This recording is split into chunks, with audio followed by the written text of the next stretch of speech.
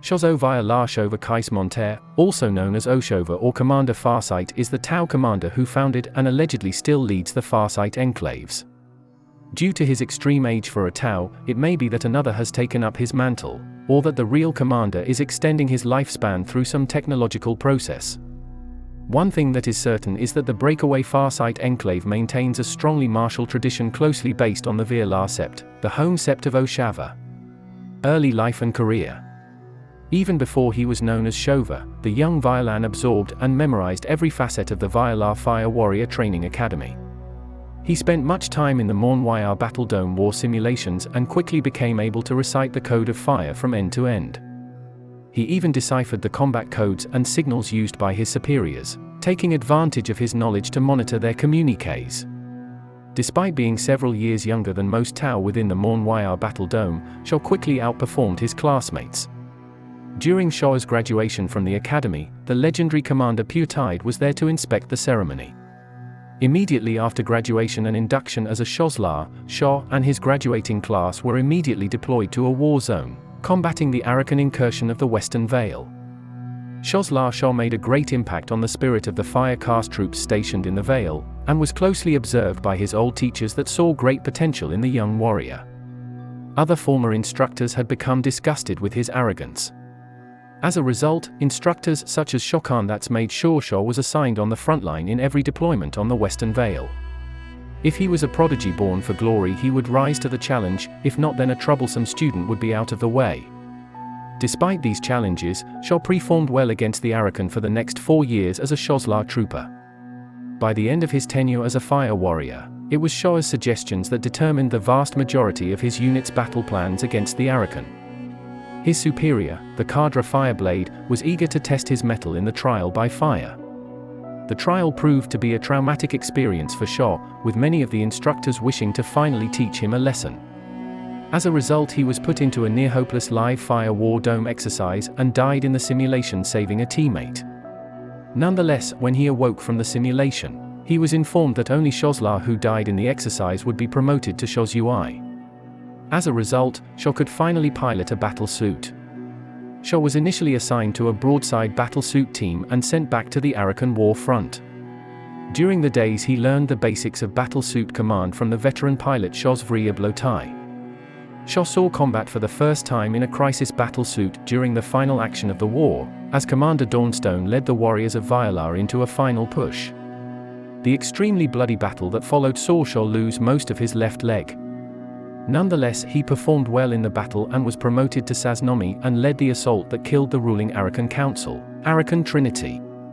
The assassination proved to be the final straw that broke the Arakan hold on the Western Vale, and the Tau emerged victorious after the long war. However, tragedy struck during a boarding operation of an Arakan cocoon ship led personally by Dawnstone. During the boarding, the Tau team came under attack from a swarm of Arakan skitterlings, and Shovah sacrificed himself to save Commander Dawnstone. Shovah nonetheless soon awoke in a medbay, where Dawnstone revealed the entire operation had just been a simulation, another trial by fire. Shovah's performance during the simulation was so impressive that he was made a disciple of the legendary Commander Farsight alongside Kais and Shas'O. The subsequent training under Farsight on Da'lith was grueling, and alongside Kais and Shas'O, he was forced to survive the brutal conditions on Mount Kanji. However, under Farsight, Shovah was able to master every aspect of the Tau art of war. He even made a point of following every presentation made by the Earth Caste on military equipment that he could, to the point of risking being labeled Vashwaye, between spheres, a state of mind forbidden by the ethereals. Command career. Farsight's first and greatest victories were won in the Arkunasha War. When the Tau colony there was threatened by War Doc under Warboss Toothjaw, he led the fire warriors in a masterful defense against many times their own numbers. Using the immense canyons and gullies crisscrossing the desert to maximum effect, Shovah set the Orc invaders to chase shadows, constantly boxing off and destroying isolated elements wherever they turned at bay, earning him the famous title, Farsight, for his actions. Possibly because of his ongoing battles against Orc forces, Shovah believes that close combat is a vital part of warfare, unlike most other Tau. Shovah has become the renowned master of the Mont'yr, aggressive tactic of the Tau forces. Shovah was again called upon to defend the Tau Empire, during the incursion of Tau space by the Imperium of Man in what the Imperium called the Damocles Crusade. He was a major morale booster during the campaign, and after nearly being killed in combat against then assault Marines Cato Sicarius and Juris Numita pledged revenge against them. After the Imperial forces withdrew, he led one of several reclamation fleets to recapture Tau worlds lost to the Imperium. Eliminating Imperial deserters and abandoned guardsmen, Farsight continued his explorations well beyond the known Tau space. While a young commander in the Damocles Crusade, the Tau came under attack by Farsight's old enemy, the Scar Lord Space Marines under Acting Chapter Master Kylos. The Space Marines were able to reach Vior'la, but were ultimately bested and annihilated by Farsight. 90% of the chapter was lost in the failed invasion. Farsight Expedition. Following the Damocles Crusade, Aeon Var recommended an expedition to rekindle hope and spirit in the Empire, which had been dwindling since the bloody war against the Imperium. In the ensuing Farsight expedition, Farsight led an enormous Tau fleet across the Damocles Gulf, going into frozen stasis to avoid aging during the long trip. In the ensuing campaign on the far side of the Damocles Gulf, Farsight was initially beaten at every turn by Grog Ironteeth, the Orc war chief of Alsanta. A frustrated Shovah nonetheless eventually was able to defeat Grog, and pursued scattered Orc forces to the world of Arthas Moloch. There, Farsight encountered a terrifying new enemy in the form of Chaos Demons, which emerged from a mysterious portal erected on a great dais. During the battle, all of Farsight's accompanying ethereals were killed by gruesome creatures, and Farsight was only able to attain victory thanks to discovering a mysterious blade he used to close the portal, though he was briefly overcome by extreme bloodlust. The experience of battling these foes and gazing into their sinister portal rattled Shovah, who realized there were far greater threats than the ethereals were telling him. During the conflict, Shovah authored the Book of the Beast, which detailed Orc psychology and doctrine. Break with the ethereals. After the incident on Arthas Moloch, Farsight returned to his established holdings on the far side of the Damocles Gulf. Farsight began to secretly become highly distrustful of the ethereal caste, coming to suspect that they may be controlling the Tau by more than simple charisma and wisdom, perhaps employing more sinister methods. In the aftermath of his victory, Farsight came to realize the threat of chaos and the fact the universe was not the orderly rational place described in Tau philosophy. He also came to the realization that the ethereals as a caste knew something of this but had kept it from the Tau. At first he merely thought their leadership was flawed, that the other castes would be better off seeking harmony with each other without their oversight. But the more he thought, the more he recognized instances where obedience to the ethereals had been taken to illogical and foolish extremes. Worse, many of the actions taken under their guidance had seemed at the time both wise and necessary seemed now deplorable and wrong. In addition, Farsight began to live far beyond the normal lifespan of a Tau. The inevitable conclusion that the ethereals' control extended beyond simple logic and loyalty to something darker drove him to sickening panic. Heresies began filling Farsight's mind, and not even he truly knew why. The truth he held could dissolve the Empire and drive the Tau back to the Mont'yr, a fate far worse than the ethereals' rule. Unable to tell anyone this truth, but unwilling to pretend or forget, Farsight chose exile over obedience. Meanwhile in the Tau Empire, Ethereal Supreme Aeon Var had discovered the death of the ethereals on Arthas Moloch, and the establishment of a seemingly independent Tau Enclave under Farsight. Furious, he ordered Shovah return to the Empire to explain what exactly had transpired. Instead of returning to the Tau Empire, however, Farsight established a series of fortified strongholds along the Damocles Gulf. Contact was severed between the Farsight Enclaves and the ethereals, and it was finally confirmed that Shovah had turned his back on the Tau Empire.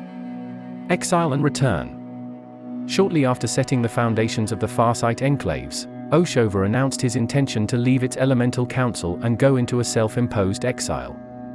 Judging himself as unworthy and having seen too much during the experience on Arthas Moloch, Farsight left administration of the Enclaves to the Eight and left to wander the wastelands of Vior'la.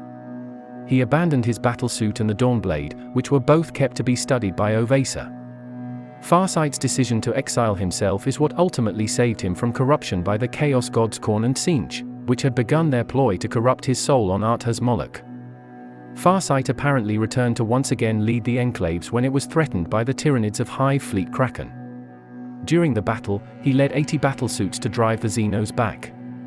He next appeared during the Second Agrellan campaign, sending in the full might of his forces alongside his former ally Commander Shadowsun. Together, the two managed an effective but ultimately doomed resistance against the Imperium. After the battle, Shovah disappeared and made course for Tilasa to rescue the planet from Hive Fleet Leviathan. Despite his aid to the Empire, the Ethereal Council ordered Shadowsun to immediately capture him, something she secretly leaked to the exiled commander to try and help him get a head start. Arcs of Omen. After the Agrellan campaign, Farsight was again frustrated by constant Orc attacks on his enclaves in the renewed War of Daka. The Orcs were now led by the infamous Nazdreg, forcing Farsight to attack his world Dreegrok, despite its proximity to Arthas Moloch. While Farsight was successful in seemingly killing Nazdreg, who disappeared into a warp portal, Chaos forces under Ugalax arrived immediately afterwards in the Ark of Omen Unhallowed, seeking a key fragment on Arthas Moloch. Farsight was forced to return to the Blighted World in a fighting retreat, seeking to have the Orcs and Chaos armies destroy one another. However, the Tau took heavy losses, and during the fighting Brightsword was killed while Bravestorm and Ablotai were badly injured. These proved to frustrate Farsight, who began to apparently succumb to Khornate influence. The situation grew worse when Aeon Var personally rebuked his offer for aid, stating that he and his people were condemned for turning their backs on the greater good. The war on Arthas Moloch came to its head at the Great Star Dais, where a vengeful Farsight activated its portal with enemy blood and unleashed demons upon the Orc and Chaos armies. For a moment, Farsight gave in to the fury of Khorne and became an avatar of the Blood God. His battlesuit transformed into a titan-sized axe-wielding monstrosity covered in the skulls of the ethereals he now hated. Farsight began to see himself as an army of one, and that any of his warriors that were too weak to survive on their own deserved their fate. The horror of this thought creeping into his mind drew Farsight back to sanity, and he shook off the corruption. Upon regaining his senses, he immediately ordered a fighting retreat from Arthas Moloch and sought to save his warriors above any other objective. Farsight later returned to the world to examine the Great Dais, and was pleased to find it was inactive and that organic life was returning to the world. Thank you for listening to this entry from the Warhammer 40,000 Lexicanum.